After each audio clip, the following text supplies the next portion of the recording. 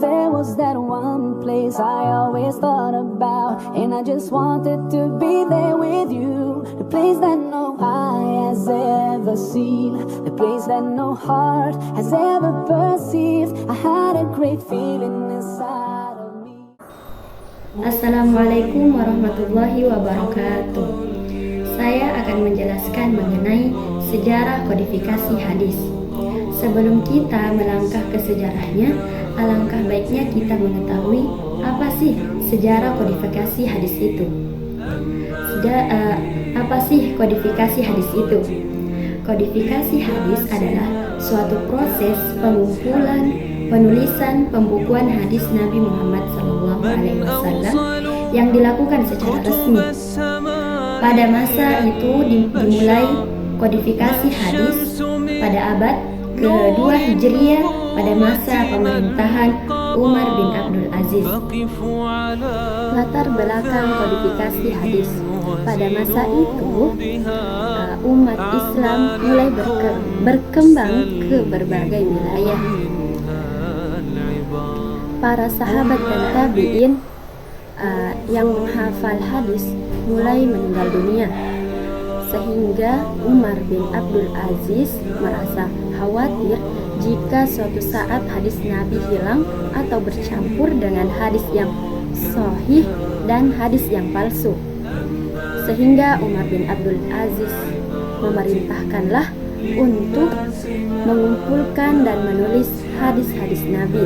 Proses kodifikasi hadis dimulai dengan mengumpulkan hadis-hadis Nabi oleh para sahabat dan tabi'in. Kemudian hadis-hadis tersebut ditulis dan dibukukan dalam kitab hadis-hadis. Para sahabat dan tabi'in melakukan seleksi hadis dan penyaringan hadis, mana hadis-hadis yang sahih dan hadis-hadis yang tidak sahih.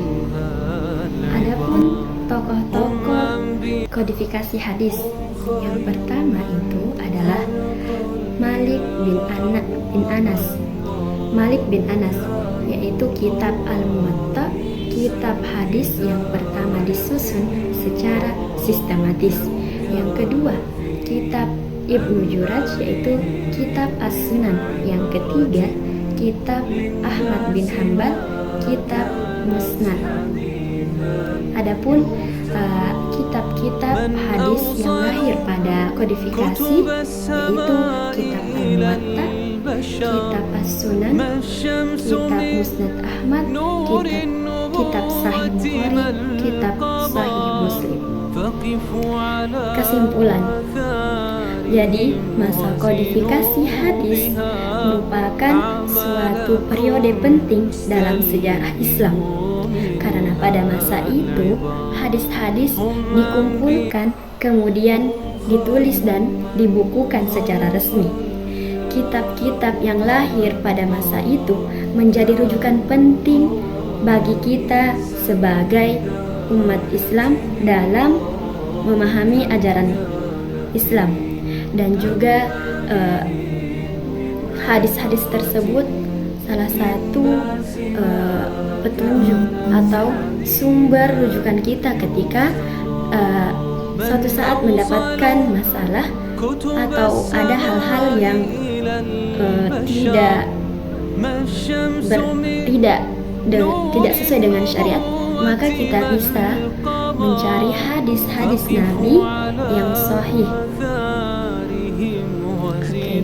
Jadi kita sebagai seorang mahasiswa, marilah kita menjaga dan melestarikan hadis-hadis para nabi.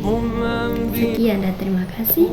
Wassalamualaikum warahmatullahi wabarakatuh.